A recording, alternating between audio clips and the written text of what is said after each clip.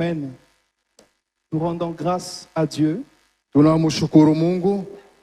La Bible dit qu'il nous fait triompher toujours en Christ Jésus. Biblia inasema anatupa ushindaji mara zote ndani ya Yesu. J'aimerais revenir sur cette parole. Nous rendons grâce à Dieu Tarudia tena kwa tamko hii, qui nous fait tumshukuru Mungu. toujours triompher en Christ. Anatukaburia ushindi ndani ya Kristo. Je pensais que tu avais saisi la portée de cette parole. Nilijua sema utashika Je uketo ya tamko. je la reprends juste parce que j'aimerais que tu la saisisses ce matin. Ninarudia tena njoo uchukue asubuhi. Nous rendons grâce à Dieu Tunashukuru Mungu. qui nous fait toujours triompher en Christ. Anatukaburia ushindi ndani ya Kristo. Alléluia.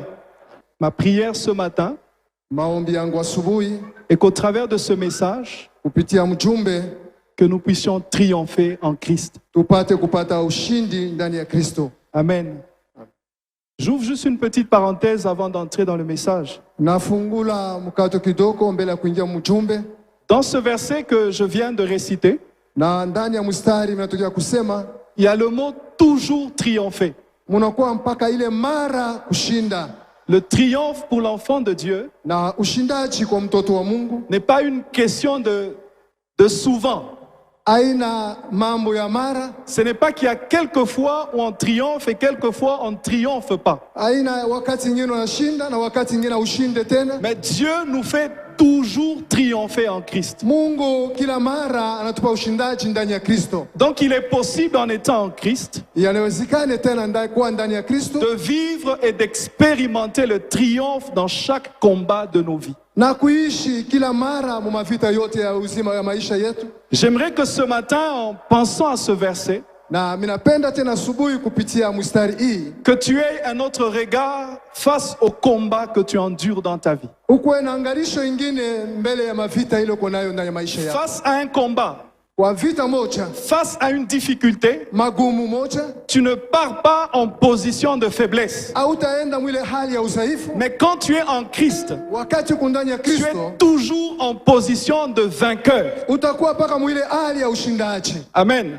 Amina. En fait, lorsque nous regardons un problème qui surgit dans la vie, Wakati tunaona mambo moja yanamka maisha, nous ne devons pas imaginer un seul instant que nous perdons le combat. hautawaza kwa ile rafla kama tutapoteza vita. En fait, nous devons regarder chaque problème qui arrive Tunapasha kuangalia mambo yote wakati inafika comme une occasion d'expérimenter la victoire de Dieu. La victoire de Dieu saa ile wakati ya kuweza kuishi ushindi wa Mungu dans une autre dimension. kwa hatua ingine mpya. Amen. Amen. J'aimerais t'encourager par ces versets. Minapenda kukupa nguvu wala kiasi kwa La mstari hii. victoire est certaine en Christ. Ushindi iko kamili ndani ya Kristo. Amen. Amina. On ne doit pas être angoissé face à un problème. Hautaweza kufadhaika mbele ya mambo On ne fulani. doit pas être angoissé face à une difficulté. Hautaweza kufadhaika mbele ya magumu fulani. On doit avoir à l'esprit Unapasha kuwa nayo katika roho. que nous appartenons à Jésus qui est le vainqueur de la mort. Na sisi tunakuwa na Yesu anakuwa mshindaji wa Nous mauti. appartenons à Jésus qui a vaincu le monde. Tunakuwa na Yesu alishinda dunia. Et tant que nous sommes en lui, Na wakati ile tuko ndani yake la fin de l'histoire, na mwisho ya disi c'est la gloire de Dieu. ni utukufu wa Mungu. Amen. Amina. Alors ne sois pas angoissé face à la maladie. Hapana kufadhaika mbele ya magonjwa. Ne sois pas angoissé face à l'adversité. Hapana kufadhaika mbele ya mamambo. Ce sont des choses qui arrivent souvent. Ni mambo yanafika kila mara. Mais l'issue de toutes ces choses, Mwisho ya maneno yote c'est qu'en étant en Christ, ni kwa ndani ya Kristo nous triomphons toujours. tutakuwa paka na ushindi. Amen. Amen. Bien-aimés, ce n'est pas que Dieu nous donne seulement la victoire. Wapendwa, aina kama Mungu anatupa ushindi kila mara. En fait, Dieu nous met dans une position. Ni kusema Mungu anatuweka muhali. Dieu travaille en nous Mungu anatumika ndani de yetu. sorte qu'il nous rend capables Atupe uwezai de triompher. ya ushindi. Amen. C'est une chose que de donner la victoire, Ni kitu cha kuleta ushindi mais c'est en est une autre na ingine tena de te rendre capable de remporter des victoires. na kukupa uwezaye upate maushindi. Nous avons un Dieu qui nous rend capable Tunakuwa na Mungu anatupa de mauwezaye remporter les victoires. na kubeba ile maushindaji. Alléluia. Nous avons un Dieu qui nous donne la force Tunakuwa na Mungu anatupa nguvu de triompher de nos ennemis. ya kushinda mbele ya adui yetu. Nous avons un Dieu qui nous donne la sagesse, Tunakuwa na Mungu anatupa qui hekima est au-dessus de toute sagesse humaine. juu ya mahekima yote ya watu. Nous avons un Dieu qui sait transformer les cœurs Tunakuwa na Mungu anajua kubadilisha mioyo, pour nous rendre capables atupe mauwezaji de triompher en toutes circonstances. na kupata ushindi muhali lolote. Amen.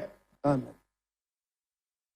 Pendant que je méditais sur ce texte, Wakati nikafikiri juu ya mstari hii, j'ai eu à cœur de parler rien que sur ce verset. napenda kusema, nitakusemezea juu ya mstari hii. Mais il y a un autre passage, un autre texte qui s'est imposé dans mon cœur. Kunakuwa tena mstari ingine inaanguka ndani ya moyo wangu, Et c'est quelque chose qui est tellement courant de nos jours. na kile kitu kinakuwa kia siku masiku zetu hizi. On peut facilement le trouver dans nos familles. Tunaweza kuikuta majamala yetu, On peut facilement le trouver à l'église. tunaweza kuikuta tena ndani ya kanisa, Et très souvent même dans notre communauté, dans notre société, na mara mingi makampuni yetu na maisha yetu yote ya kila siku nous vivons ce genre de rivalité. tunaishi ile mamambo, Nous vivons ce genre de conflit. tunaishi ile makukosana. Et j'aimerais aujourd'hui que l'on puisse partager, Napenda tugawanye tena sur la base de l'histoire de deux personnages kufuatana tena na msingi ya hadithi ya watu wawili, de la Bible, Ésaü et Jacob. Esau na Yakobo, Amen. Ce genre de rivalité na ile kukosana kulikuwa pale qui peut exister entre deux frères, inaweza kuwa katikati ya wandugu wawili, Ésaü et Jacob, Esau na Yakobo, tous les deux fils d'Isaac, na wote walikuwa wana wa Isaki, tous les deux fils de Rebecca. na wote walikuwa wana wa Rebeka. Mais quand vous lisez l'histoire de leur parcours, Na kama mnasoma hadithi ya mwenendo yao, c'est une rivalité qui ne dit pas son nom. na kulikuwa makosano ila haikupaswa kuonekana. Deux frères, Ndugu mbili mais qui sont arrivés à un point wanafika wakati moja de se haïr, wanapata kuchuchukia, au point que l'un d'entre eux, na mmoja kati yao Ésaü, jure par tuer Jacob. moya anafanya kiapo ya kuwa ndugu zake, Pourtant, ils sont nés de la même famille. na wao wanatoka mchamana moja, Ils ont le même père et la même mère. wanakuwa na baba moja na mama moja. Mais ils sont arrivés à un point Wanafika wakati moja d'adversité, na ile chuki de rivalité, na ile kukosa kupatana, au point où l'un cherche la mort de l'autre. na mmoja anatafuta lufu ya mwingine. Quand on regarde nos familles, Na kama tunatazama majamala yetu quand on regarde notre société autour de nous, na makampuni yetu, nafasi zetu tunaishi, nous sommes parfois confrontés à ce genre de rivalité. na sisi tunakuwa na ile mamambo. Amen. C'est une rivalité entre frères. Ile makosano kati ya wandugu wawili, La même rivalité peut exister entre un frère et quelqu'un de l'extérieur. na ile makosano ile makosana kunaweza kupatana ndugu na mtu wa nje, Mais ces deux formes de rivalité na ile makosano ya ile ne namna doivent pas se gérer de la même manière. haiwezi kuishana mfaso moja. C'est une chose que d'avoir une rivalité avec quelqu'un de l'extérieur. Na wewe unakuwa na ile makosano na mtu wa nje, Mais c'est en est une autre d'avoir une rivalité avec son frère. na mwingine anaweza kuwa tena kosana na ndugu zake. Dans l'histoire d'Israël, Na ile hadithi ya Israeli, Israël a été confronté à d'autres nations, na Israeli alikuwa na mambo na nasio ingine à d'autres peuples. na taifa ingine, Et l'instruction de Dieu face à ces peuples, na agizo ya Mungu mbele ya ile taifa c'était de les exterminer. ilikuwa kuwauawe, C'était de les tuer. ilikuwa kuwauawe, C'était d'effacer leurs traces. ilikuwa kuwashimisha. Tous ces Amoréens, Na wale wa Morini, tous ces Jébusiens, na wale wa Semishiani wote, tous ces Cananéens, na wale wa Kanania wote, il était question de les exterminer. ilikuwa watu wa kuwaua. La rivalité entre eux et Israël Na ile makosano na kati ya Israeli n'avait pas un autre moyen de résolution que l'écrasement. akukukue mpango ingine kwa kubaua. Pensez-vous que Dieu n'aimait pas les personnes des Jébusiens et des Cananéens? Ni kusema Mungu asikuepusha hata mtu mmoja mwile vizazi. La Bible dit que Dieu n'aime pas, ne souhaite pas la mort du méchant. Na Biblia inasema Mungu ashitafute lufu ya ule mtu muovu. Ce n'est pas que c'était un plaisir pour Dieu Ni kusema ikukue kujifurahisha juu ya Mungu d'exterminer les Jébusiens ou les Amoréens. na wale wa Moreeni na Waseviziani wote. C'était pas un plaisir pour Dieu. haikukuwa kujifurahisha juu ya Mungu. Mais malheureusement, ces gens n'ont pas pris à cœur le temps de patience de Dieu. Lakini wale watu hawakubeba wakati ya kuvumilia kwa Mungu. Ils n'ont pas apprécié le temps que Dieu leur a donné. Hawakubeba faida kwa ile wakati Mungu aliwapa. Dieu a été patient envers eux. Mungu aliwavumilia. Pendant qu'ils vivaient dans l'iniquité. Wakati wanaishi muzambi. Pendant qu'ils vivaient dans l'idolâtrie. Wakati wanaishi mkuabudu masanamu. Pendant qu'ils vivaient dans toutes sortes de pratiques qui déshonoraient Dieu. Wakati wanaanza kuishi mbintu ya kumfurahisha Mungu. Dieu n'a pas frappé à tout moment. Mungu ashikufurahia wakati zote. Il a attendu.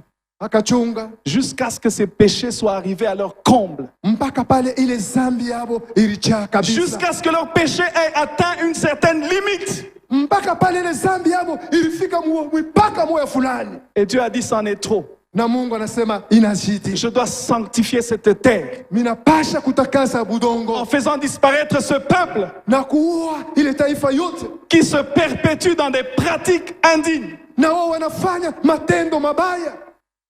Le temps de patience de Dieu,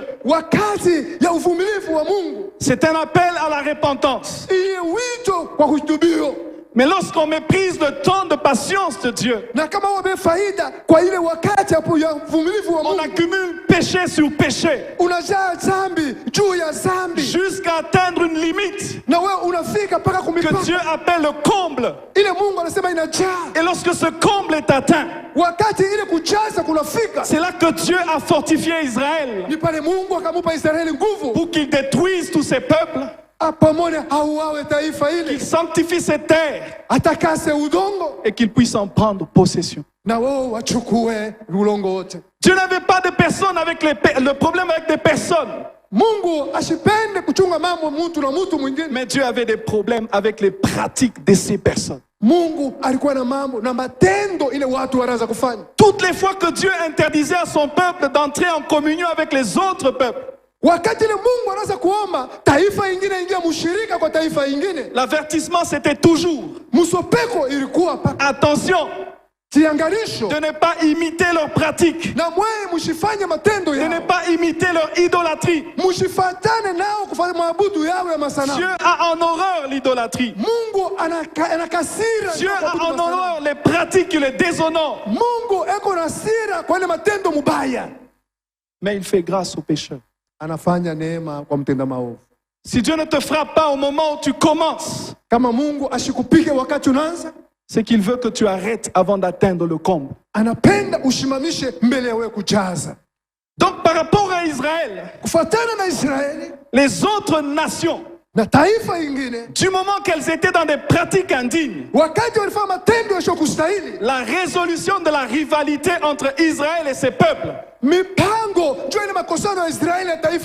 c'était l'extermination. Il fallait tuer. Parfois quand on lit la Bible, on se dit mais c'est cruel. Comment on peut tuer femmes et enfants? Il y a même dans des endroits où Dieu tuait même les bêtes. Tuer tout. Ça peut sembler cruel, mais ça nous démontre combien Dieu a en horreur le péché. Face à ceux du dehors, la victoire c'est l'écrasement. Mais face à ceux du dedans, la victoire, ce n'est pas l'écrasement. Amen.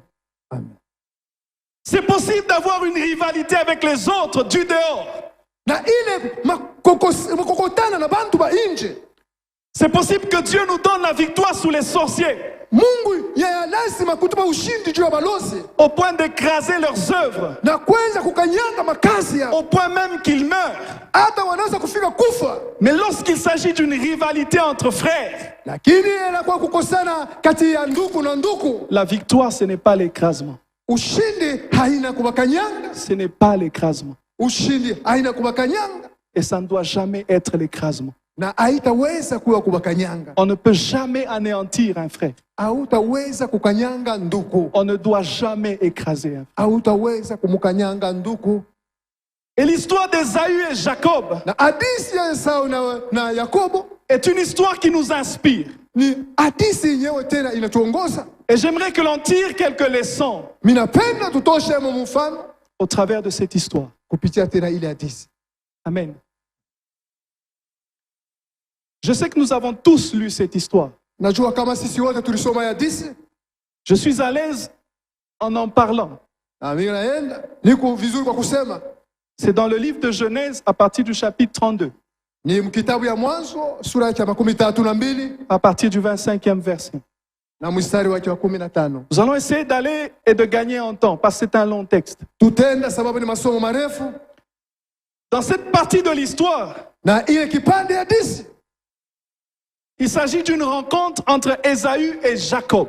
kulikuwa mapatano Esau na Yakobo. Tenez bien, Upambe vizuri. après 20 ans de séparation. Kisha ile miaka 12 ya kuachana, 20 ans de séparation. miaka 12 ya sio kuonana ya kuachana, Une séparation sur fond de conflit. na ile kuachana na msingi ya ile kukokotana. La dernière fois qu'ils se sont vus avant 20 ans, Na mara ya mwisho wakaonana mbele ya ile miaka 12, Ésaü était animé d'une grande colère contre Jacob. Esau alikuwa na kasira kubwa juu ya Il Yakobo. se dit, cet homme m'a trompé 2 fois. Asema huyu mtu alifanya makosa mara 2. D'abord, il a volé mon droit d'aînesse. Na yeye alibeba bukuu wangu ya kwanza, Et en deuxième lieu, na kitu ya pili il vient de me voler la bénédiction anakuwa tena kuiba baraka yangu. qui était attachée à ce droit d'aînesse. Na yo ilikuwa kwa ule anakuwa mkubwa. Ésaü a juré, Esau akaapa, aussitôt que mon père meurt, siku baba zangu watakufa, aussitôt qu'Isaac meurt, Isaka akakufa, je tue Jacob. minamuua Yakobo, 2 frères. ndugu wa ndugu wawili. C'est sur ce fond-là Na ile ni ya nguvu, qu'ils se sont séparés. ni kusema ndugu mbili banachana. Au fait, la maman a trouvé une solution. Elle s'est dit, Mama akatafuta jibu akasema, si je laisse continuer cette histoire, nikaacha hii mambo je vais kuendelea, perdre mes 2 fils en un jour. tapotesha wana wangu wawili siku moja. Parce que si Ésaü tue Jacob, Kama Esau anamua Yakobo, moi, Rebecca, je ne le supporterai pas. na mimi Rebeka mimi sitafurahi, sitaichikia. Peut-être même qu'elle allait bannir Ésaü de sa vue. Hata kumtosha Esau maisha yake, Esau Et en maisha. un jour, elle allait perdre tous ses enfants. Siku mmoja Elle a trouvé une solution. Elle a dit non. akatafuta jibu akasema, pana, Pour ne pas les perdre, juu ya sio je kuwapotesha, dois trouver une solution. tatafuta jibu. Était-ce la bonne solution? Je ne sais pas. Na ile jibu kaanishi juu, Elle dit à Jacob, anamuonesha Yakobo, tu quittes ici. unatoka hapa Tu vas chez Laban. unaenda kwa Labani. La solution, c'était la fuite. Jibu ilikuwa ni kukimbia. Rebecca a dit, fuis. Rebeka anasema kimbia, Éloigne-toi de ton frère. toka uende mbali na ndugu zako, Créons une distance na wewe weka mpango entre toi et Ésaü. wewe na Esau. Peut-être que cette distance Saa ingine kukukosa ile kwa mipango va résoudre le problème. italeta jibu kwa mambo. Va plus loin. Wende mbali, Prends des distances. wende naye mbali, Peut-être que la distance va gérer le problème. pengine kwenda naye mbali kutaleta jibu. Prends le temps. Beba wakati, Va te marier. wende kaowe. Et lorsque je verrai que sa colère a diminué, Wakati mitaona kasirani yake inapunguka, je te ferai revenir. na mitakuita tena. Elle a pensé que le temps Aliwazia sema wakati pouvait résoudre cette adversité. inaweza kuleta jibu kuile makosano. C'est ce que nous pensons tous aujourd'hui. Ni ile tunawazia sisi wote leo.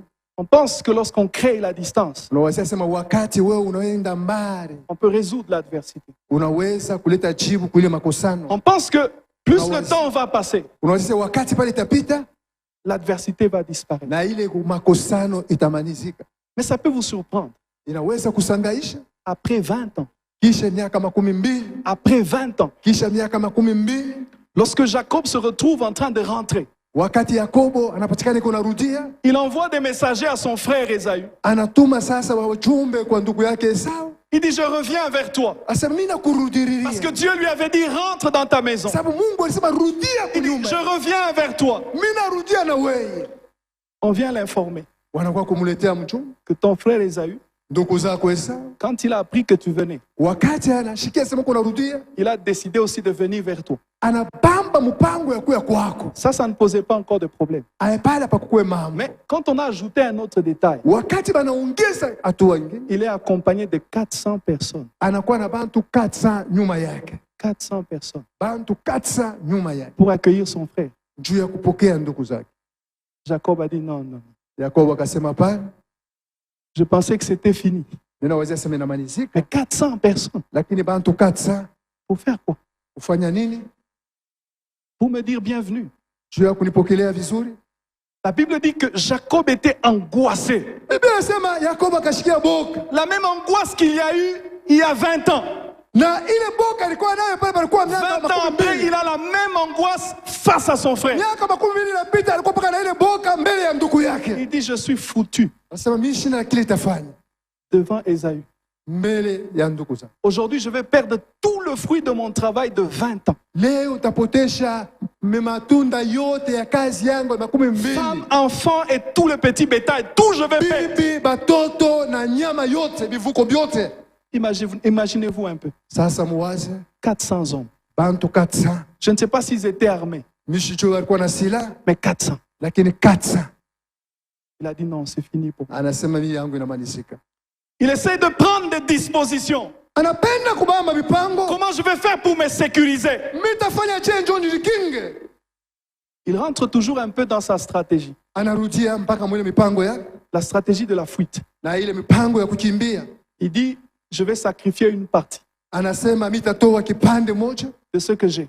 na hii niko nayo. Je vais séparer le camp en deux. Na mimi itagawanya makambi De mipande sorte mbili. que si Ésaü arrive Wakati Esau anafika et qu'il a toujours l'intention de tuer, na anakuwa na ile mawazo ya kuua, il peut tuer un camp, anaweza kuua et kambi le moja deuxième peut s'échapper. na hii kambi nyingine inaweza kukimbia. C'était ça sa solution. Ile ilikuwa jibu yake.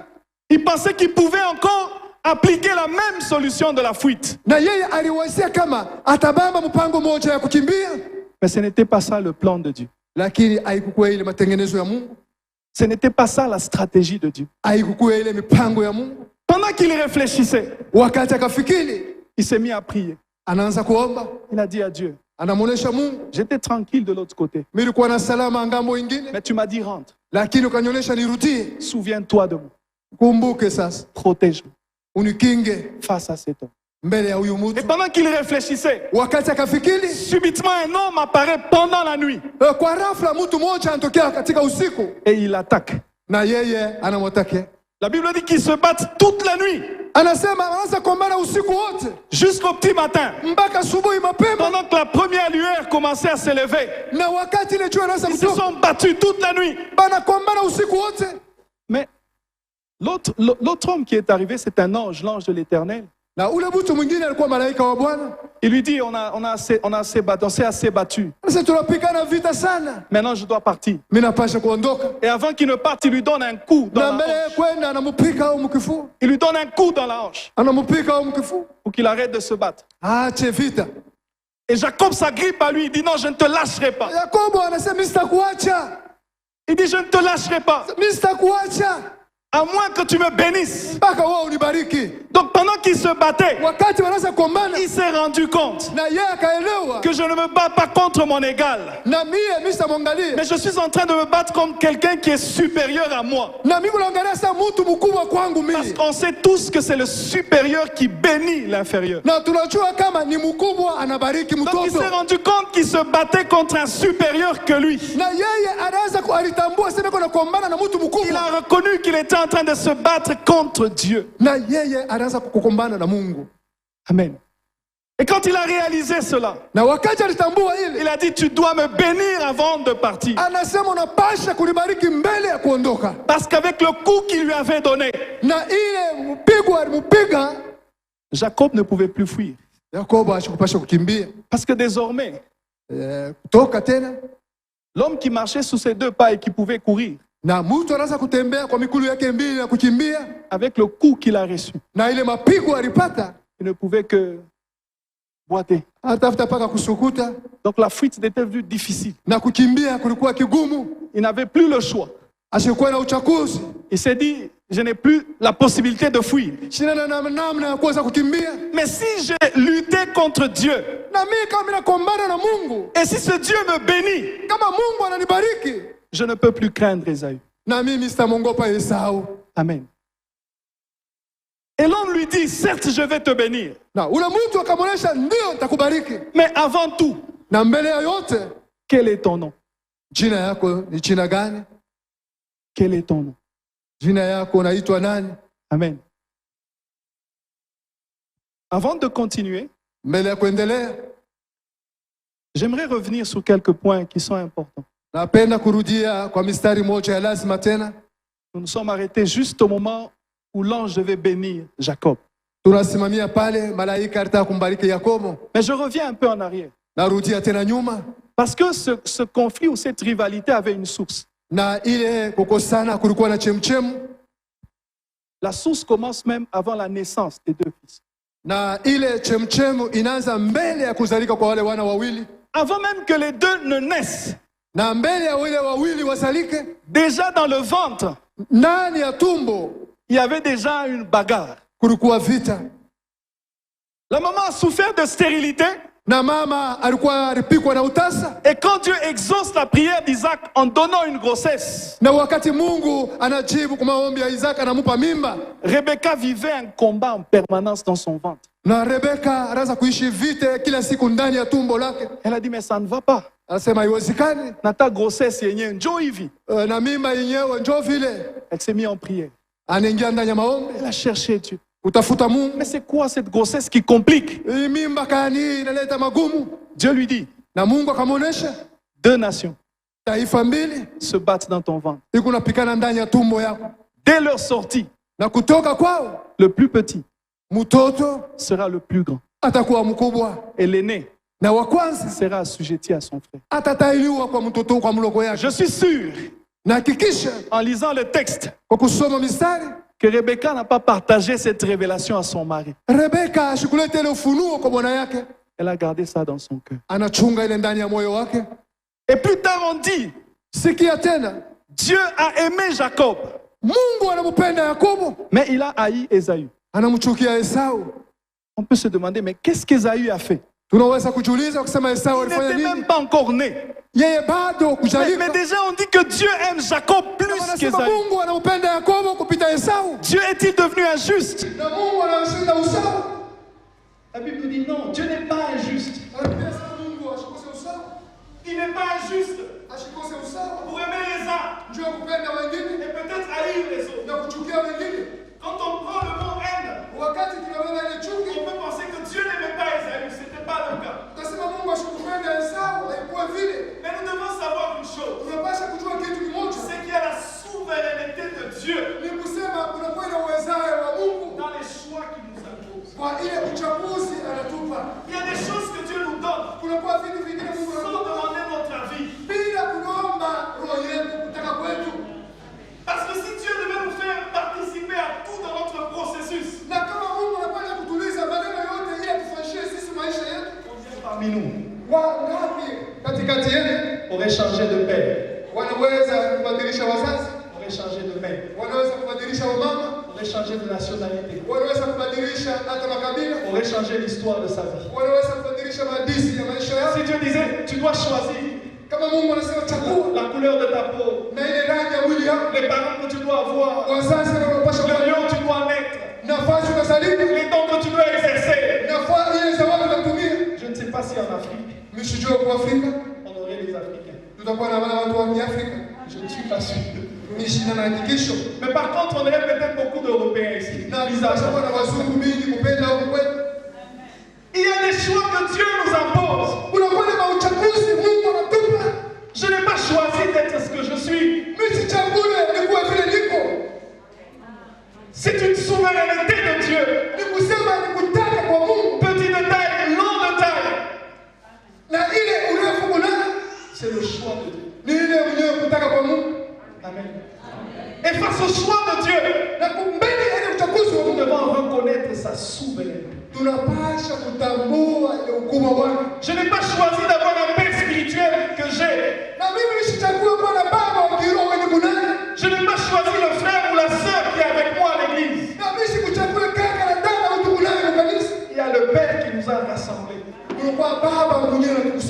Ça fait partie de sa souveraineté. Et donc on ne sait pas accepter la différence que Dieu établit par sa souveraineté, ça crée la rivalité. Qu'on le veuille ou pas, on est différent. On est différent. Et ça peut vous surprendre. Dieu peut faire plusieurs choses mais différentes. Il se reconnaît dans toutes ces choses. Blanc ou noir, créé à l'image de Dieu et à sa ressemblance. C'est pas un problème. Tu n'aimes pas les noirs, mais j'ai été créé à l'image de Dieu. Amen. Tu es une femme, je suis un homme. Cette différence, on ne l'a pas choisie, on l'a subie. Le problème vient souvent lorsque nous n'acceptons pas cette souveraineté de Dieu. J'aimerais aller même plus loin. Il y a des gens, quand ils se regardent au visage, ils disent ce nez, c'est pas beau. J'aurais bien voulu avoir le nez de tel. Mais aucun détail n'a échappé à Dieu lorsqu'il te trouve. Lorsqu'il te dit que tu es une merveilleuse créature, c'est avec ce gros nez-là. Tu n'as pas à te sous-estimer. J'ai un musicien qui s'est dit je suis le choix parfait et réfléchi de Dieu. Je ne suis pas comme ça par accident, non. Un architecte qui a tout tracé, tout mis à sa place. Et là, il me regarde, une créature merveilleuse. Amen. C'est pas mon problème si tu ne me trouves pas beau. Mais mon concepteur, lorsqu'il a fini son œuvre, il s'est reposé. J'ai fait mon travail. Est-ce qu'on peut acclamer pour soi-même?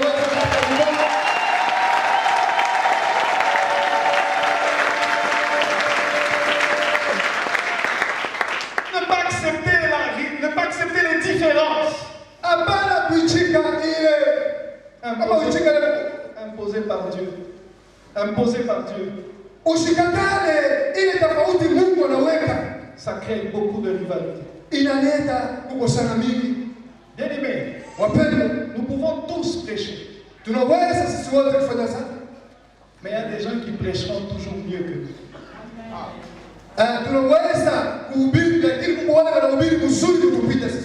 Amen.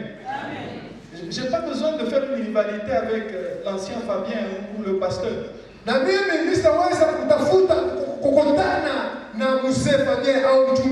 Chacun est dans sa particularité. Je ne peux pas me sentir aigri quand j'échoue et que l'autre réussit.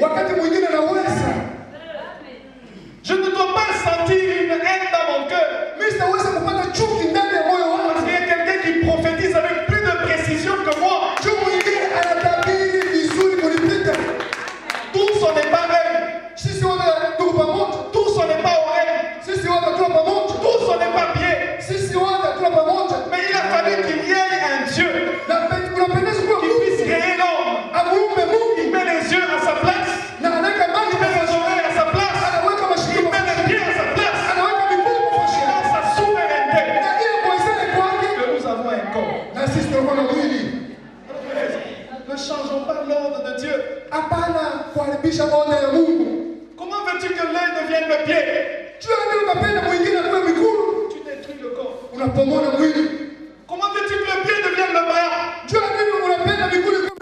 Tu détruis le corps. Ton ordre est un désordre dans l'ordre de Dieu.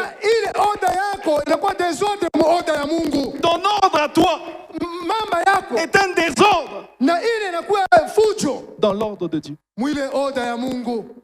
Amen. Dieu crée la différence. Vous savez ce qui a coûté cher à Ésaü? Mnajua ile ilikuwa ya mbaya kwa Esau. Ce sont des jumeaux. Walikuwa mapasa. Ils sont nés à l'espace de quelques secondes. Quelques na bo wanazalika mudakika kidogo, huyu anatoka huyu anafuata. Mais au moins c'est une vérité que ya ukweli ya kusema celui qui sort en premier, ule anatoka wa kwanza, c'est celui-là qui est l'aîné. Njoo mkubwa. Celui qui vient après, c'est le cadet. Ule anafuata nyuma, wa pili. Esaü avait une très bonne position. Esau alikuwa na hali mzuri. Même si c'était de quelques secondes, il était l'aîné. Hata kulikuwa dakika yeye kidogo, yeye alikuwa mkubwa. C'était le plus grand. Alikuwa mkubwa. Et en Israël, na Muisraeli, le droit d'aînesse na ile ukubwa, mapasho ukubwa était une chose très importante. Ilikuwa kitu kia lazima kabisa. Parce que c'est l'aîné ni mkubwa qui héritait. Na alikuwa anapata urithi. C'est l'aîné qui devait hériter de son père. Ni wa kwanza mkubwa alipasha kurithi kwa baba zake. La position qu'il avait, ile alikuwa nayo, lui donnait droit à toutes les bénédictions. Alikuwa na ile mapashwa mbele ya mibaraka zote. Il devait avoir l'abondance dans son travail. Alipasha kupata utele makazi yake. Il devait avoir la supériorité sur tous ses frères. Alipasha kuwa na utawala mbele ya ndugu zake. Tout ce qu'il devait faire devait réussir. Na yolote ile alipasha kufanya, alipasha kuweza. Grâce à quoi? Njoo ya nini? Au fait qu'il est sorti en premier. Njoo alitoka wa kwanza. Amen. Amen. Mais vous savez ce qu'il a fait? Unajua ile alifanya sasa? Un jour, il rentrait de la chasse. Na siku moja akatoka kuinda nyama. Il était fatigué et affamé. Anesha kuchoka na njaa. Il trouve son frère Jacob. Anakuta ndugu zake Yakobo. Qui a déjà préparé un plat de lentilles. Na yeye anesha kutengeneza ile chakula mzuri. Permettez de dire, il a préparé la bouillie. Ni kusema yeye anafanya bui mzuri. Amen. J'aimerais juste donner cette illustration. Napenda kuleta ile angalisho pour comprendre la gravité de ce qu'il a fait. Na njoo ya kuelewa bibaya bila alifanya. Il avait faim. Alikuwa na njaa. Il voit un plat. Anaona ile chakula qui ne vaut rien. Ya bure bure. Un tout petit plat. Na chakula tu kidogo. Si c'était donné la peine même 1 heure. Na kama ilikuwa kuleta hata saa moja. On allait préparer ce plat-là en plus grande quantité. Na alipasha kupika ile chakula wingi kabisa. Et il pouvait manger comme il voulait. Alipasha kula vile anataka. Mais il dit à Jacob, j'ai très faim, je dois manger tout de suite. Lakini anasema kwa Yakobo, niko na njaa, napasha kula hapa sasa. Jacob rusé qu'il était. Na Yakobo vile alikuwa na werevu. Je ne donne rien pour rien. Na mimi sileta kitu kia bure kwa bure. Je te donne, tu dois me donner. Na mimi nakupa na wewe utanipa. Faites attention. Tiangalisho. Parfois aux échanges que l'on nous demande. Kwa vile vitu vile kunatuomba mara mingi. Surtout si vous êtes en face d'un homme rusé. Na kama unakuwa mbele ya mtu mwerevu. Faites très attention. Tiangalisho. Donne-moi seulement ça, je te donnerai ça. Unipe hiki na mimi nitakupa. Je te donne ça, tu me donnes ça. Nitakupa hiki na wewe unanipa hiki. Il dit, je te donne ce plat. Anasema nitakupa hii chakula. Mais à partir d'aujourd'hui, na kutokea leo, on change les choses. Tunabadilisha maneno. Tu deviens le plus petit. Wewe unakuwa mdogo. Et je deviens le plus grand. Na mimi nakuwa mkubwa yako. Esaü dit à Esau akasema, ce n'est que ça. Njoo hii tu. Bientôt là on va mourir tous ici. Hapa sasa tutakufa sisi wote. À quoi ça va me servir? Itanisaidia nini? D'être l'aîné. Nakuwa mkubwa. Donne-moi la bouillie. Unipe bui. Jure-moi que tu as laissé. Unilapie. Tu peux en faire ce que tu veux. Fanya vile unapenda. Moi je dois manger. Mimi nitakula. Ça s'est passé entre 2 personnes. Ilikuwa mambo kunapitikana watu wawili. Mais il y a un Dieu au ciel. Lakini kulikuwa Mungu kumbingu. Qui a vu ça. Akaona maneno ile. Amen. Et quand Dieu parle de cet acte, na wakati Mungu anasema njoo ile tendo, il dit que Esaü a méprisé. Anasema Esau akazarau le droit d'aînesse. Na ile mapasho ya bukubwa. C'est la vérité. Ni ukweli. Parce que ce qui pouvait lui apporter toutes les bénédictions, ile yote ilitaka kumletea mibaraka zote, il les change anaibadilisha pour quelques instants de satisfaction. Kwa ile kujifurahisha kwa chache, wakati chache tu. Regardez comment il vend une source de bénédiction. Angalia vile anaujisha chemchem ya mibaraka contre un plat périssable. Unaweza kusema tu kuchakula ya kuharibika bui. C'est ce genre d'échange que le diable aime. Ni ile kubadilisha shetani anakaika kuna tawala. Il propose ce qui est vil. anakuonesha bile vya vibaya vya faida pour te prendre ce qui est précieux. ndio akubebe ile inakuwa ya lazima ya bei kwa maisha yako. Il te propose ce qui est éphémère Na yeye anakuonesha vya bure pour te prendre ce qui est plus précieux. ndio akubebe ile ya lazima. Il te propose un bien Na yeye anakuonesha kizuri pour t'arracher la source de toute bénédiction. ndio yeye akubebe chemchemu ya mibaraka zote. Faisons attention aux échanges. Tutie angalisho kwa ile mabadilisho. Dieu a été touché par le mépris. Na Mungu akagusiwa juu ya ile kukazarau. J'aimerais vous dire Nitakufa. que tout ce que Dieu nous a donné est saint. Na vile vyote Mungu anatupa ni takatifu. Et lorsque nous le méprisons, Wakati tunaizarau, ça irrite le cœur de Dieu. na Mungu anapata kasirani. Ça irrite le cœur de Dieu Na Mungu anapata kasirani que de mépriser le sang de son Fils. kuzarau damu ya mtoto yake. Ça irrite le cœur de Dieu Na Mungu anasirika ndani ya moyo wake. que de renoncer à son appel. Na yeye kukatala mwito wake. Dieu t'a établi à cet endroit. Mungu anakuweka fasi. Pourquoi tu n'exerces plus? Njoo ya nini wewe utumike? Oh non, Hapana, on m'a critiqué. bali nisema Donc tu échanges wewe unabadilisha l'appel de Dieu mwito wa Mungu à des critiques. na vile vya kusema sema. Amen. Amen. Amen. Oh non, on ne m'aime pas. Abanipende Pour ton amour propre, juu ya mapendo yako peke. tu renonces à l'appel de Dieu Unakatala mwito wa Mungu juste pour être dans le confort. mpaka kwa juu ya kujichunga tu mubizuri byako. Est-ce que tu n'as pas fait le mauvais échange? Wewe au kufanya mabadilisho mubaya. Dieu est sensible au mépris Mungu anasiria kabisa kwa mambo ya kuzarau.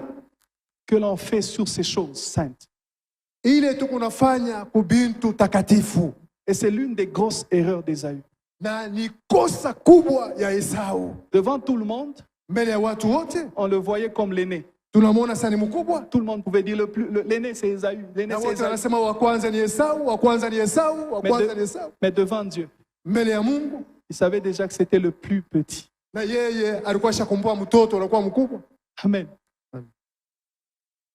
Et la deuxième forfaiture, Na kitu kosa ya pili c'est là qu'il s'est rendu compte. ni bana kaelewa. Ésaü, je parle d'Ésaü, s'est rendu compte Na pale Esau anaelewa que j'ai fait une grosse bêtise vis-à-vis de Jacob. milifanya kosa kubwa mbele ya Yakobo. Il a perdu la bénédiction. Anapotesha baraka zake. Quand il s'est rendu compte que Wakati akaelewa ce kama n'est pas une histoire de maintenant, aina mambo ya hapa c'est une sasa. histoire qui a commencé depuis le jour où j'ai renoncé au droit d'aînesse. Ni mambo ilianza ile siku nikakatala mambo ya mkubwa Il a wangu. réalisé Akatambua que j'ai perdu. milipotesha. Il a pleuré de toutes ses larmes. Analia na machozi yake. Il dit à son père, bénis-moi aussi. Anamuonesha baba yake unibariki na mimi. Isaac lui dit, Isaka akamuonesha toutes les bénédictions mibaraka zote sont sur Jacob. iko juu ya Yakobo. Désormais, ce Jacob-là, Sasa toka leo ni Yakobo. tu dois le regarder comme ton maître. Utamwangalia saa bwana yako Et toi, tu es devenu son serviteur. na wewe unakuwa mtumishi wake. Vous allez comprendre Mutaelewa pourquoi Ésaü est allé vers Jacob avec 400 personnes. mutaelewa juu ya nini arenda mbele ya ndugu yake na bantu 400. Il dit, il est devenu ton maître Anasema atakuwa bwana yako, et tu es son serviteur. wewe utakuwa mtumishi wake. Mais il lui a donné quand même un conseil. Na yeye akamupa mashauri. Il dit, ne reste pas tout près de lui. Anasema ushibakie karibu naye, Éloigne-toi de lui. ujitenge naye. Plus tu vas t'éloigner, Wakati utajitenga plus tu seras indépendant. na wewe utakuwa upekee. Et c'est lorsqu'il a entendu toutes ces choses. Ni wakati ile akaelewa, akasikia maneno Il hii. s'est dit, ce petit m'a eu à 2 reprises. Anasema huyu mtoto alinikalamukia mara mbili, Il est même devenu mon maître. anakuwa tena na bwana yangu. Je dois le tuer. Mimi napasha kumuua. Je ne peux pas supporter ça. Na mimi sitaichikia hii. Je ne peux pas supporter Mimi sitaichikia qu'il soit mon maître. yeye akuwe bwana yangu. Alors nous revenons dans cette rencontre, Tunarudia sasa mwile mapatano là où nous nous sommes arrêtés. pale tulishimamia, Jacob s'est battu avec l'ange. na Yakobo akapikana na malaika, L'ange lui a demandé, na malaika akamjibu, c'est quoi ton nom? unaitwa nani? Il dit, mon nom c'est Jacob. Anasema jina yangu ni Yakobo. Jacob qui veut dire Yakobo inasema trompeur, muongo, usurpateur. mwizi. Devant cet homme, Na mbele ya ile Jacob a reconnu Yakobo akatambua ce qu'il était. vile alikuwa Un usurpateur, na yeye mwizi un trompeur. na muongo. Amen. Souvent devant Dieu, Mara mingi mbele ya Mungu nous avons du mal tunakuwa na vibaya à répondre à cette question. kujibuya kuile swali. Mais Dieu nous la pose toujours. Mungu anatuuliza makila mara, Quel est ton nom? jina lako naitwa nani? Cette question Na ile swali veut simplement dire qui es-tu? inasema wewe ni nani? Jacob ne s'est pas caché devant Dieu. Yakobo asikujifiche mbele ya Mungu. Il a dit je suis usurpateur, Anasema mimi ni mwizi, trompeur.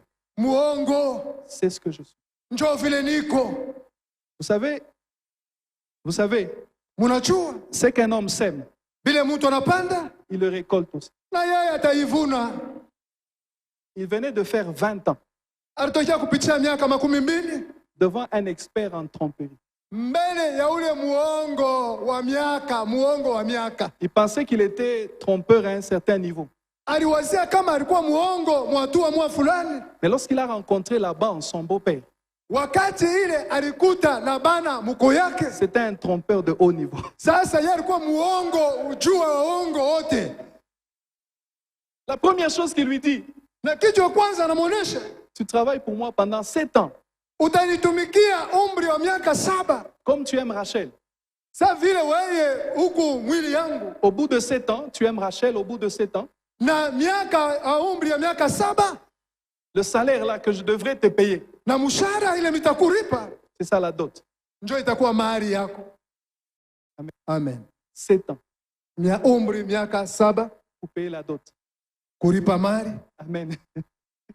Un trompeur de haut niveau. Na ule muongo wa juu kabisa. Il a trompé Esaü. Na yeye alimulanda Mais Esau. là-bas aussi, il a roulé dans la famille. Sasa anakuta mwenye muongo wa muongo. Mais ce n'était pas tout. Haikuwa yote. Au bout de 7 ans, Na miaka 7 la Bible dit que Jacob a vu que le temps est passé très vite. na Biblia inasema Yakobo aliona kama Il wakati aimait beaucoup unapita. Rachel. Sababu alimpenda Rakeli. 7 ans, Miaka 7 mariage, ndoa belle mascarade. na ile kufunika vizuri. La femme était bien voilée. Na mwanamke washa kumfunika Ce ne vizuri. sont pas nos voiles d'aujourd'hui. Hein? Haina vitambaa vyetu vya leo. Si c'était nos voiles d'aujourd'hui, il allait déjà découvrir. Kama ilikuwa vitambaa vyetu vya leo alitasha kuvumbula. Bien voilé. Wanaisha kumfunika Lui, vizuri. il est content, il dit j'ai ma femme. C'est Na tout. yeye anafurahi asema niko na bibi yangu leo. Et le matin, quand il se réveille, Na asubuhi wakati analamuka, il regarde à côté de lui. anaangalia pembeni yake, Ce n'est pas Rachel, aina Rakeli, c'est Léa. ni Lea. Trompeur de haut niveau. Muongo waongo. Quand il se lève, il est fâché, il va vers lui. Na wakati anasirika nenda mbele yake, Laban lui dit, Labana anamuonesha, bon, tu sais, on a une coutume ici. Hein? unajua tunakuwa na matabia huku, La cadette ne peut pas être prise en premier par rapport à l'aîné. na wa mwisho hawatamchukua mbele ya mkubwa. Comme tu tiens à Rachel, Vile wewe unapenda Rakeli, 7 ans encore, miaka 7 tena ingine tu travailles pour moi. unanitumikia tena, Une autre dot, na mari ingine ya pili, 7 ans encore, miaka ingine 7 travailler sans salaire kutumika bila mshahara, pour avoir ce qu'il aime, celle qu'il aime. njuu ya kupata ule yeye anapenda. Quand il a accompli les 14 ans, Wakati anapitisha ile miaka 14, il lui dit, bon, maintenant, hein, anamuonesha sasa, on a fini les histoires de dot. tunaisha mambo ya mali. Maintenant, je dois quand même te payer. Sasa mimi napasha kwanza kulipa mshahara. Laban savait une chose, Labana alijua kitu c'est kimoja, que s'il était en train de prospérer dans ses affaires, na kama yeye alikuwa anaendelea mu makazi yake, il avait une révélation par divination na kulikuwa ile ufunuo kwa binafsi, que c'était à cause de Jacob. ilikuwa juu ya Yakobo. Donc il avait tout intérêt pour lui Alikuwa na mafaida yote de garder Jacob le plus longtemps possible. na kumchunga Yakobo miaka na miaka, Toutes ces manœuvres, na njuu ya ile makalamushi c'était yake, simplement pour que Jacob reste dans sa maison et qu'il prospère. njuu Yakobo abakie mu nyumba yake, yeye endelee. Une toute petite parenthèse. Mimi nafungula mkato kidogo. Je plains beaucoup les gens qui chassent les hommes de Dieu de leur maison. Na mimi nakuwa na mafadhaiko kwa watu wanafukishaka watumishi wa Mungu manyumba yabo. Je plains beaucoup les gens Bale bantu ba mingi bale ne reçoivent pas les hommes de Dieu dans leur maison. abapokeake batumishi ya Mungu manyumba yabo. Vous ne savez pas quelle source vous ferme. Amujue chemchem kanile Mungu najifungia. Je la ferme rapidement. Mimi nafunga mkato. Il dit maintenant tu dois me payer, je dois te payer. Anasema sasa mimi napasha kukulipa. Tu dois encore travailler pour moi. Utanitumikia tena. Là, il ne détermine pas le temps. Pale ashiseme tena wakati. Mais je vais te payer quand même un salaire. Mimi nitakupa mshahara. La Bible dit Na Biblia inasema 10 fois. mara 10. Il a changé les conditions de salaire. Anabadilisha namna ya mshahara yake. Comme c'était un paiement en nature. Na sasa vile ilikuwa ile maripo ya mbintu. Ton salaire, ça sera les bêtes sans tache. Na mshahara yako itakuwa ile manyama ya bila taka. Il se rend compte que ce sont les bêtes sans tache qui se sont multipliées dans le troupeau. Na anaona sema mule mumavikizizi ni paka bale banyama bamataka njo banazalika ba mingi. Il change, il dit non. Anabadilisha sema pana. Ce n'est plus comme ça, ce sont les bêtes avec tache. Aina tena hivi inakuwa ni bile binene bile bizuri abina mataka. Quelque temps après, quand on retrouve troupeau, wakati wanangara kizizi les bêtes fortes, na ile manyama et mzuri en grand nombre, binene ont des taches. binakuwa tena mataka 10 fois. mara 10. Il change les conditions. Anabadilisha namna ya mshahara yake. Et ça a pris encore 6 ans. Na binabeba tena miaka 6. Donc pendant que Jacob se trouvait devant cet homme-là, wakati Yakobo alikuwa mbele ya ule mtu, il avait les blessures alikuwa vile vile tena na bilonda de la tromperie pendant 20 ans. na ile bilonda bya bongo miaka 20. Amen. Il a blessé na 2 fois son frère. alimumiza vile la pashwa. Mais il a payé pendant 20 ans. Na yeye anaripa miaka 20. Il avait les blessures de la tromperie. Alikuwa na vile bilonda bya bongo. Il s'est rendu compte de la tromperie. Anaelewa kama bongo. Il en était l'auteur face à Ésaü. Na yeye alikuwa muongo mbele ya Esau. Mais lorsqu'il était avec Laban, Na yeye mbele alikuwa na Labana. c'était lui la victime. Ni yeye na yeye anaanza kumulanda sasa. Il a semé la tromperie. Na yeye alipanda bongo. Il a aussi récolté la tromperie. Anavuna na yeye bongo. Et ça a pris 20 ans. Inabeba miaka 20. Amen. Amen. Faisons attention au mal qu'on fait aux autres. Mutie angalisho kwa bibaya bila kunatendea bantu bengine. Parce qu'il y a un Dieu au ciel Kunakuwa Mungu kumbingu. qui se voit dans le Eko ciel. naona anajua kuona. Et il est capable de vous rendre au centuple. Na yeye ana maweza ya kulurishia mara 100. Le mal que vous faites aux autres. Bile bibaya kunafuanshia bantu bengine. Il a fait du mal. Alifanya bibaya. Il a subi le mal. Na yeye anapokea Et bibaya. lorsqu'il était devant Dieu, Pale alikuwa mbele ya Mungu. il a reconnu. Na anatambua Je suis un trompeur. mimi ni muongo. Je suis un trompeur. Mimi ni muongo. Est-ce que devant Dieu, Mbele ya Mungu. tu es capable de reconnaître Na wewe unakuwa na maweza ya kutambua ce que tu es réellement? vile wiko wewe. C'est bien, devant nous, tu peux dire, Ni vizuri mbele yetu unaweza kusema je suis bon, je suis parfait. mimi ni mzuri kabisa. Je n'ai pas de problème. Hakuna mshina na mambo. Je suis plus bon que tel. Mimi kumzuri kumupita fulani. Il n'y a pas de problème. Hakuna mambo. Je suis plus pieux que tel. Na mimi na kumzuri kumupita ule. Je paye ma dîme plus que tel. Na leta chekumi yangu kumupita ule. Je sers Dieu plus que tel. Mimi namtumikia Mungu kumupita ule. C'est ton problème. Ni mambo yako. Est-ce que tu es vrai devant Dieu? Sasa wewe unakuwa muali mzuri mbele ya Mungu? Est-ce que tu es sincère devant Dieu? Wewe uko sincere mbele ya Mungu? Tu peux être bon vis-à-vis de nous Unaweza kuwa mzuri mbele yetu sisi? pour continuer à te battre contre nous. Njia ya kuendelea kutupiganisha vita sisi? Est-ce que tu es vrai devant Dieu? Mbele ya Mungu uko mzuri? Il partait avec sa solution de fuir. Na yeye anaweza kwenda na mipango yake ya kukimbia. Mais Dieu le met dans un schéma Mungu anamweka munjia moja de réconciliation. ya mapatano. Amen. Il partait dans le même schéma Anaweza kwenda mwile njia moja de fuir, de s'échapper à la colère. ya kukimbia na kuepuka kasira. Mais ce n'était pas comme ça que Dieu voulait que ce problème soit résolu. Lakini haikukuwa mwile namna Mungu alipendele mambo ipate jibu vile. Le conflit entre frères Na ile kukosano ne se katikati ya résout pas ndugu par la distance. haifai ikuwe mkuepukana. Ça ne se résout pas avec le temps. Haitapata jibu kwa nyakati. Oh non, si je suis loin de ce frère, Kama mimi kumbali na ule ndugu, on n'aura plus de problème. hatutakuwa naye mambo. Ça ne se résout pas. Haitapata jibu vile.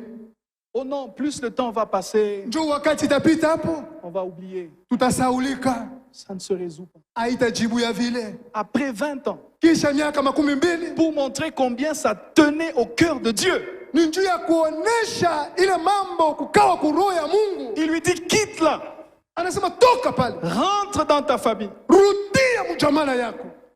Dieu savait Mungu alijua qu'il y avait quelque chose à réparer. kulikuwa kitu kimoja cha kutengeneza. Vous savez pourquoi? Mnajua njoo ya nini? Parce que Ésaü et Jacob étaient appelés à partir. Na njoo Esau na Yakobo baritiwa kwenda. Mais tous deux devaient avoir des descendants. Tous deux devaient avoir des descendants. Na bote bawili baripasha kwako na mayema patano. Ils devaient avoir des descendants. Baripasha kwa na uzao. Vous vous imaginez seulement. Munawaza Jacob et Ésaü, pas de réconciliation. Esau na Yakobo hakuna mapatano. Vous pensez que leurs descendants allaient vivre en communion?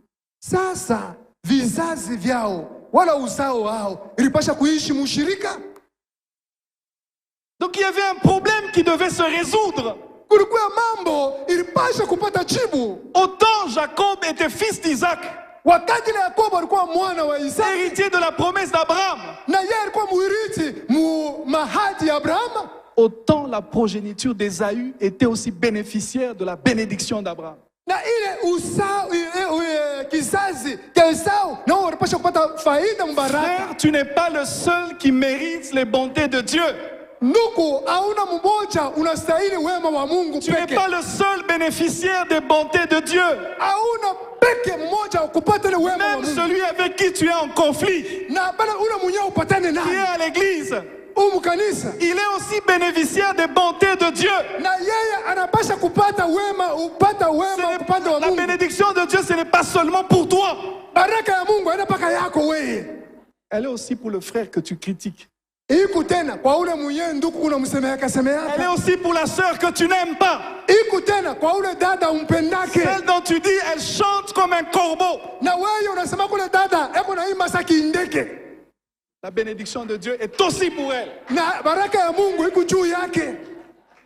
Qui es-tu pour bloquer la bénédiction de Dieu Uku nani wewe ndio kushimamisha baraka ya Mungu dans la vie de ton frère? maisha ya ndugu yako? Qui es-tu pour rejeter celui que Dieu a approché? Wewe uku nani wewe ndio kama ule Mungu ule? Qui es-tu pour priver Allah la grâce de Dieu? Uku nani wewe ndio kuomba? Qui es-tu? Uku nani wewe, uku nani? Dieu savait Mungu alijua que cette bénédiction qu'on avait prononcée sur Jacob, elle allait s'accomplir. ile ni baraka balitangaza juu ya Yakobo ilitaka kutimizika. Israël devait être le plus fort Israeli alipasha kuwa wa nguvu face à Ésaü. mbele ya Esau. Mais imaginez-vous seulement Sasa muwaze tena, que Jacob ait dit à ses enfants, Yakobo anasema kwa wanawake, vous ne devez jamais collaborer avec les enfants d'Ésaü. amwa mutapatana na batoto ba Esau. Ça allait être quel calvaire pour eux. Ilipasha kuwa magumu kani. Pour comprendre ça, Juu ya kuelewa maneno ile, pendant qu'Israël se met en conquête de la terre promise, wakati ile Israeli anaenda kubeba mabulongo le balibahatia, ils arrivent près de Édom. banafika kando kando ya Edom, Ils arrivent près de la montagne de Séir. banafika tena kwa ile mulima, Ils s'apprêtaient à aller vers cette montagne. banapenda sasa kwenda kwa mulima, Ils s'apprêtaient à prendre possession de cette montagne. banajitengeneza juu ya kuchukua ile mulima. Dieu appelle Josué. Mungu anamuita Yoshua, Il dit attention, anasema tia angalisho, là-bas n'entrez pas. kule mushingie, Parce que là c'est le territoire d'Édom. sababu ile inakuwa fasi ya Edom. Ça c'est la propriété d'Ésaü. Ile ni kintu kia Esau. N'entrez pas là-bas. Mushingie kule. Ne piétinez même pas vos pieds là-bas. Mushikanyange miguu yenu kule. Ça, ce n'est pas pour Jacob. Aina Yakobo. Ça, c'est pour Ésaü. Ni ya Esau. Même si vous buvez de l'eau de là, Hata munakunywa maji ya vous kule. devez payer. Munapasha kulipa. Parce que ça, c'est la part d'Ésaü. Sababu hii ni upande wa Esau. Amen. Il y a une part pour tout le monde. Kunakuwa mpaka sehemu ya kila mmoja. Et il y a un Dieu au ciel qui veille sur la part de tous ses enfants. Kunakuwa Mungu kumbingu anaangalia sehemu ya watoto yake. Donc, représentez-vous. Mwangalie. Si entre Jacob, il n'y avait pas eu de réconciliation, Kama Esau na Yakobo hakukuwa ile mapatano, quel serait le sort d'Édom? sasa Edomu alipasha kuwa je? Quel serait le sort d'Édom? Edomu alipasha kuwa je? Combien de gens n'intercèdent plus pour leurs frères? Bantu ngapi aba abaombee bandugu zao? Combien de gens? Watu ngapi? Je ne prie plus pour le frère tel, Mishi mtamombeaka ndugu fulani parce qu'il m'a fait du mal. alinifanyishiaka bibaya. Ne sais-tu pas que c'est toi peut-être la seule sentinelle Aujue kama we mmoja tu unaweza kwa zamu qui est réveillée en ce temps-là weye waile wakati unafunuliwa pour le salut de ce frère? njoo okovu ya ule ndugu. Pourquoi est-ce que tu fermes la porte de bénédiction? Njoo ya nini huku nafunga ile milango ya mibaraka? Dieu le met dans le circuit, dans le système. Dieu le met dans le système. Dieu met Jacob dans le système. Mungu ashina mulema system. Dieu met Jacob dans le système, Mungu anamweka Yakobo mu system. dans ses principes, Mwile ma principe yake. les principes entre frères. Na ma principe yake mbele ya ndugu C'est la réconciliation. ni mapatano. Si ceux du dehors, il faut les écraser. Si ceux du dehors, il faut les écraser. Kama baije kubakanyanga, Ceux de l'intérieur, bandani il faut se réconcilier. inapendeza kupatana. Et Dieu le met dans ce principe-là. Mungu anabaweka mwile ma principe. Il dit, avant que cette réconciliation ne se fasse, Mbele ya ile mapatano kufanika, d'abord il y a une rencontre personnelle entre Dieu et Jacob. kunakuwa mbele mapatano ya upekee Mungu na Yakobo. Une réconciliation entre deux frères Mapatano katikati ya banduku bawili qui ne passe pas par cette étape devant Dieu.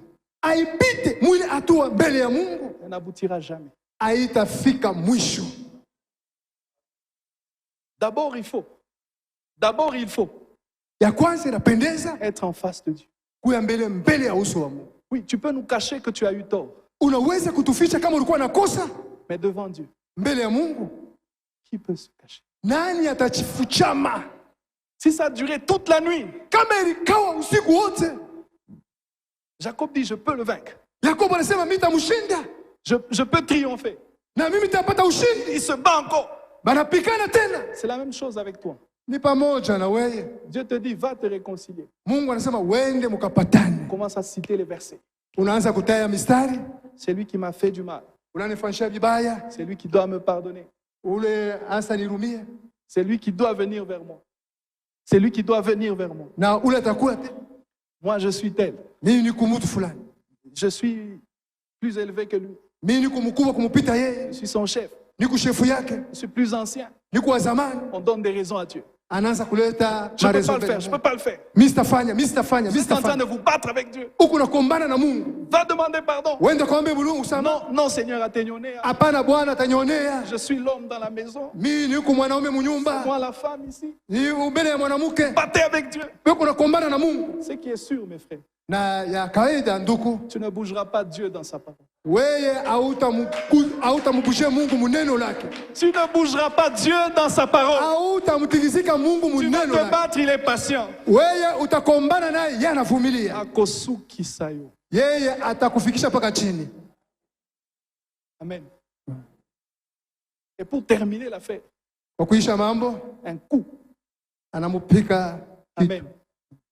Jacob a dit non, je ne suis plus fort. Yakobo anasema mishina na nguvu. N'attends pas que Dieu t'amène jusqu'au bout Usichunge Mungu akufikishe mpaka kumwisho. pour aller te réconcilier. Njoo wewe uende ukapatane. Parce que je peux te le dire, Mimi naweza kukuonesha la réconciliation tient au cœur de Dieu. Ile mapatano inakuwa kuroho ya Mungu. Au point même Mwile tena namna où Dieu peut dire, Mungu anaweza kusema, tu es venu offrir à l'église, unakuwa kutoa kanisa, tu as un problème avec ton frère, uko na mambo na ndugu yako, mets d'abord de côté ton offrande. weka mbele pembeni sadaka yako, Va te réconcilier, wende mkapatane, puis reviens et offre. njoo unarudia kutoa. La réconciliation tient au cœur de Dieu. Mapatano inakuwa kuroho ya Mungu. Même après 20 ans, Hata miaka 12 il va te remettre dans le circuit de la réconciliation. atakulurisha paka munjia mapatano. Prends ton temps, Beba wakati, fais tout ce que tu veux. fanya yote unapenda Il kufanya. ne changera pas. Mungu asabadilika La kama. solution entre les frères, Jibu katikati ya banduku c'est la réconciliation. ni mapatano. Il n'y a pas un perdant et un vainqueur et un vaincu. Non. Hakuna wa kushinda na wa kupotesha, hapana. Et je peux vous surprendre. Mimi naweza kumshangaisha. Le vainqueur, c'est celui qui recherche la paix. Mshindaji ni yule anatafuta salama. Quand Jacob sort de cette rencontre avec Dieu, Wakati Yakobo anatoka mwenye mapatano na Mungu, il en sort avec la jambe déboîtée, anatoka na ile mkulu ya mapigo le symbole du brisement, na ile alama ya kupomoka, ya kuvunjika. mais il en sort aussi avec une nouvelle nature. Anatoka na umbile mupya. Désormais, ce n'est plus Jacob. Sasa toka pale aina Yakobo Maintenant, c'est Israël. anakuwa Israeli. Amen. Amen. C'est dans la présence de Dieu Ni mune mwapo wa Mungu qu'il y a une repentance sincère, na ile kitubio kamili, qu'il y a un brisement kuvunjika et qu'il y a une conversion. na kunakuwa ile kubadilika. Et c'est seulement Mpaka pale tu Israël qui peut se réconcilier. Israeli anaweza kupatana. Tant que tu es Jacob, Wakati na ku Yakobo toute démarche de réconciliation na ile kumapatano n'aboutira pas. haitafika. Il faut que tu sois Israël Wewe inapendeza kuwe Israeli, pour que la réconciliation passe. njoo ile mapatano ipite. Parce que Jacob fuit, Yakobo anaweza kukimbia, mais Israël s'humilie. lakini Israeli yeye ni kupapatana. Jacob fuit, Yakobo anakimbia, mais Israël s'humilie. Israeli anajishusha. Tant que tu restes dans ton moi, Wakati unabakia mkiburi yako, tu vas résister. na wewe unashinda. Mais si tu laisses Dieu te transformer, Na kama unaacha Mungu kukubadilisha, tu pourras t'humilier. unaweza kufika kujishusha. L'Église manque beaucoup de gens de paix aujourd'hui. Kanisa inakosa watu mingi wa salama leo. Nos familles manquent des gens de paix aujourd'hui. Majamaa yetu inakosa bantu ba salama leo. Des gens qui ne dorment pas Bantu balale tant qu'il y a un conflit. wakati kunakuwa ile kukosana. Tant qu'il y a une division, ils ne dorment pas. Wakati kunakuwa kuachana, Ils sont prêts à s'humilier même lorsqu'ils ne sont pas en tort. banakuwa tayari ya kujishusha hata kama bana nakosa. L'Église manque des gens pareils. Kanisa inakosa bantu ba ile namna. La Bible dit, Biblia inasema 7 fois. 7 fois il s'est humilié. mara 7 7 fois. 7 fois. 7 fois il s'est humilié. Yule wakati sasa akajishusha. Donc quand il était en face d'Ésaü, Wakati alikuwa mbele ya Esau, il s'est mis par terre, à genoux. na yeye anapika chini magoti, Il a rampé. na yeye akajiraza chini, Il se relève. analamuka. Ça ne suffisait pas une deuxième. Ayaenee mara ya pili tena, Ça ne suffisait pas une ayaenee troisième tena fois. mara ya tatu, Jusqu'à 7 fois. mpaka mara 7.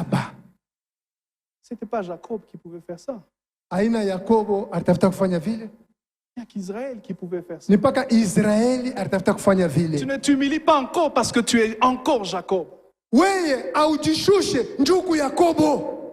Si tu devenais Israël, Kama unakuwa Israeli, tu vas t'humilier. utajishusha Parce que juu. la paix entre frères, Salama katikati ya ndugu c'est ce qui réjouit le cœur de Dieu. ni ile inapendeza moyo wa Mungu, C'est ça qui réjouit le cœur de Dieu. ni ile inapendeza moyo wa Lorsque Mungu. vous êtes en lutte entre vous, Wakati Mungu napigana vita ça mwa ne wenyewe, s'arrête pas à vous seulement. aishimamie penu, hapana, Ça touche Dieu aussi. inamgusa Mungu naye peke. Quel est le parent dans sa maison Nani muzazi yule ndani ya nyumba yake qui peut être à l'aise anaweza kuwa na salama lorsque ses enfants ne se parlent pas wakati batoto yake basungumuze, ou se battent à tout moment? beko napikana wakati yote? Que Dieu vous ouvre un peu les oreilles pour écouter l'intercession des mamans. Mungu anifungule masikio mushikie maombi ya mama. Que Dieu vous ouvre un peu les oreilles, que vous entendez les prières de certains pères. Mungu amifungule masikio mushikie maombi ya wazazi wengine. Que Dieu vous ouvre un jour les oreilles. Mungu amifungule masikio siku moja pour entendre la prière de notre berger. juu ya kushikia maombi ya mchungaji wetu. Que Dieu nous aide un jour à réaliser la douleur qui est dans son cœur. Mungu amifikishe siku moja mushikie maumivu yako nayo mroho yake. Lorsqu'il bénit la Sainte Seine. Wakati anabariki meza takatifu. Et deux personnes en conflit qui s'y avancent. Na watu wawili abapatane banakaribia. Que Dieu vous aide à sentir sa douleur. Mungu amisaidie mushikie le maumivu. Lorsque à cause de vous, njoo yenu mwaye, il y a toute une famille qui se retire. Jamaa musima yote ilechikokota. Que Dieu vous fasse sentir cette douleur dans son cœur. Mungu atushikirishe bale maumivu maroho. Qui es-tu? Uko nani wewe? Pour perdre une âme pour qui Christ est mort. Juu ya kupotesha nafsi moja ule Kristo alikufia. Ça ne se limite pas entre vous deux seulement. Aisimamie penu mwe bawili. Ça touche le cœur de Dieu. Inagusa moyo wa Mungu. Ça fait mal au cœur du Seigneur. Inafanya mubaya muro ya Bwana. Et tant que vous n'êtes pas passé par là, kama mwa mupitie kule, même après 20 ans, hata miaka 12, Dieu vous y ramènera. Mungu atamilurusha. La même angoisse que Jacob a eue il y a 20 ans, ile magumu moyo Yakobo alipata miaka 12, il a eu aussi après 20 ans. Na yeye alipata miaka 12. La même peur que Esaü avait d'être écrasé par Jacob, na ile boka moja sawa alikuwa nayo kumkanyanga kwa Yakobo, il a eu aussi après 20 ans. Na yeye alipata miaka 12. Ce n'était pas pour rien qu'il s'était fait accompagner de 400 personnes. Haikukwe bure yeye bantu 400 bamshirikishe. C'était pour dire, ilikuwa kusema s'il vient en conquérant, na yeye kama anakuwa kulipiganisha vita, il me trouvera sur mon territoire. Na yeye atanipata pa bulongo bwangu.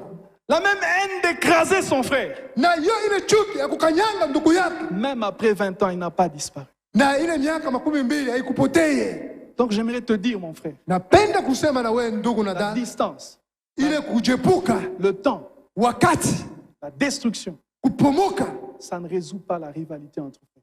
Ailete jibu kule makosano ya banduku bawili. C'est des stratégies d'hommes. Ni mipango ya watu. Mais la stratégie de Dieu, lakini mipango ya Mungu, c'est la réconciliation. Ni mapatano.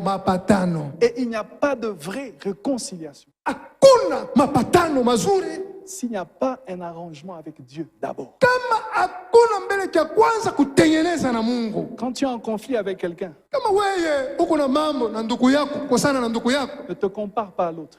Hapana wewe kuangalia mwingine, mais compare-toi à Dieu. Wewe utangalie mbele ya Mungu. Compare-toi à Dieu. Wewe utangalie mbele ya Mungu. Est-ce que Jésus aurait agi de la même manière que moi? Yesu alitafuta kutenda namna moja sawa mimi? Est-ce qu'il allait fuir comme moi je fuis? Alitafuta kukimbia sawa vile mimi kunakimbia? Est-ce qu'il allait prendre des distances comme moi j'en prends? Alitafuta vile vile kuniepuka vile mimi kuna kuepuka? Est-ce qu'il allait réfléchir toute la nuit comment je veux faire du mal à ce frère? Alitaka kufikiri usiku wote uzima, je mitafanya vibaya njoo huyu ndugu? Comment je vais détruire son ministère? Tapomona je huduma wake? Comment je vais détruire son foyer? Tapomona je jamaa yake? Comment je vais détruire son travail? Tapomona je kazi yake? Est-ce que Christ réfléchirait comme Kristo alipasha kufikiri mwile namna? Tant qu'on n'a pas fait ce travail devant Dieu, kama wewe ufanye kazi mbele ya Mungu, la réconciliation n'est pas possible. Mapatano haina kamili. Elle ne peut être possible. Itakuwa itenea que lorsqu'on est passé par une vraie et sincère repentance devant Dieu, wakati unapita mwile kitubio kia kweli mbele ya Mungu, lorsqu'on a été brisé, wakati wewe tena unavunjikwa, on ne compte plus sur sa force. Wewe auangalie tena manguvu yako. Ce qui compte, ce n'est pas notre image. Na ile ya lazima haina tena uso wetu. Ce qui compte, ce n'est pas que je sois loué, que je sois acclamé. Haina sema njoo bakutape, bakupikie mikono. Ce qui compte, c'est que la volonté de Dieu s'accomplisse. Ya lazima ni mapenzi ya Mungu timizike. Est-ce que je ne suis plus Jacob, je suis devenu Israël? Mishina Yakobo, mimi nakuya Israeli. Jacob fuit. Yakobo anakimbia, mais Israël s'humilie. Lakini Israeli anajishusha et se réconcilie. Na yeye anapatana. Merci, we love you.